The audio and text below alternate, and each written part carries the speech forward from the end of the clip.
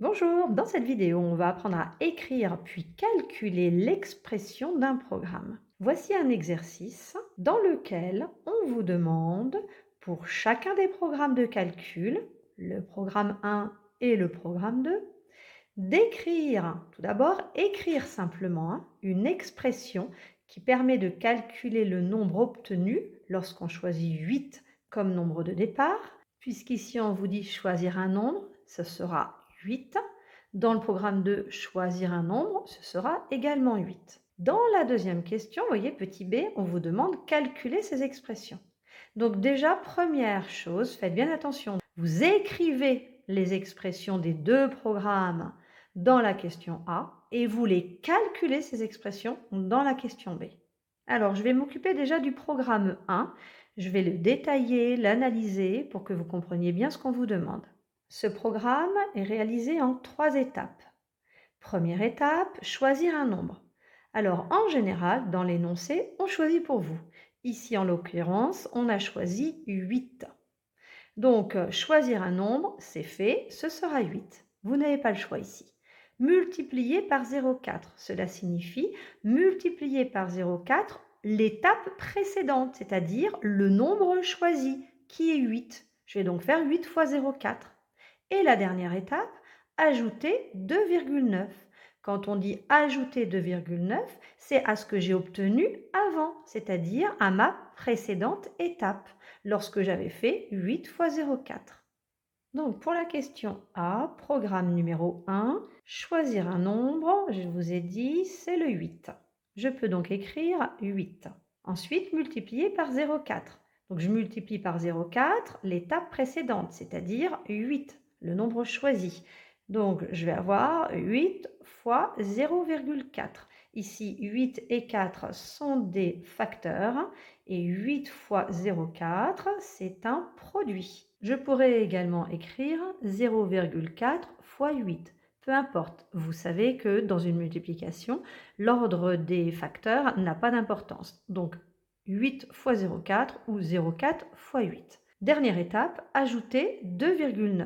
C'est-à-dire, j'ajoute 2,9 à ce que j'ai obtenu précédemment, c'est-à-dire à mon étape précédente, juste avant. Et ce que j'ai obtenu juste avant, c'est 8 fois 0,4.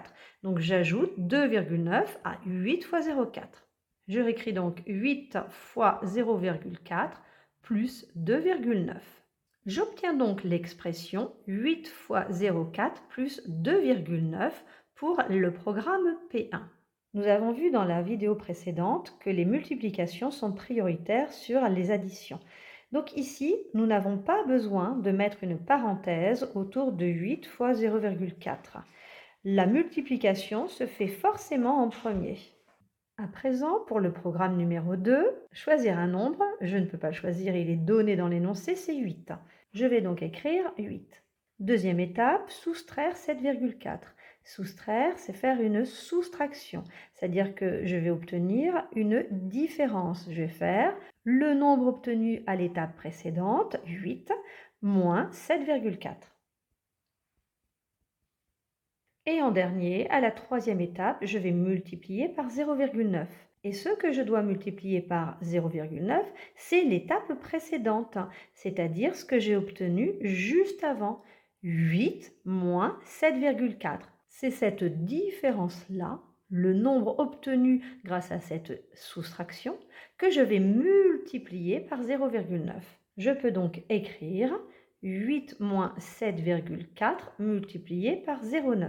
Mais attention, si je laisse l'expression de ce programme 2 écrite comme ça, sans mettre de parenthèse, eh bien la multiplication étant prioritaire, je vais multiplier par 0,9 uniquement 7,4. Vous voyez que seraient concernés par cette multiplication uniquement 7,4 et 0,9.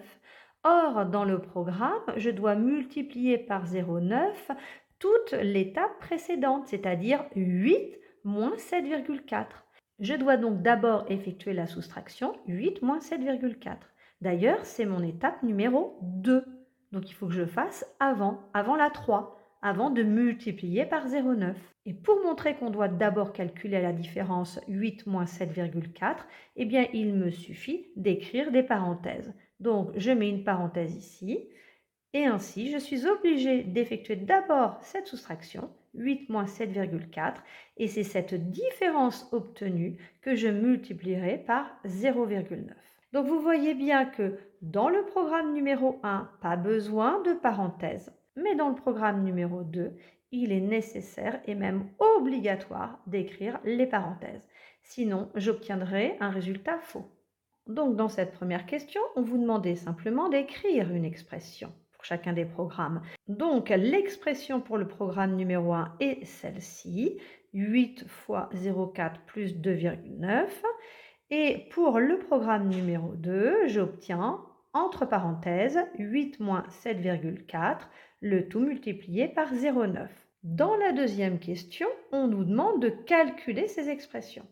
Donc vous voyez, faites attention, parfois vous faites les deux dans la même question. Vous l'écrivez et vous la calculez. Non, dans la première question, on écrit l'expression et dans la question numéro B, on va calculer ces expressions. Donc P1 égale 8 fois 0,4 plus 2,9, j'ai réécrit l'expression, et je vais calculer. Je réécris P1 égale 8 fois 0,4, j'obtiens 3,2.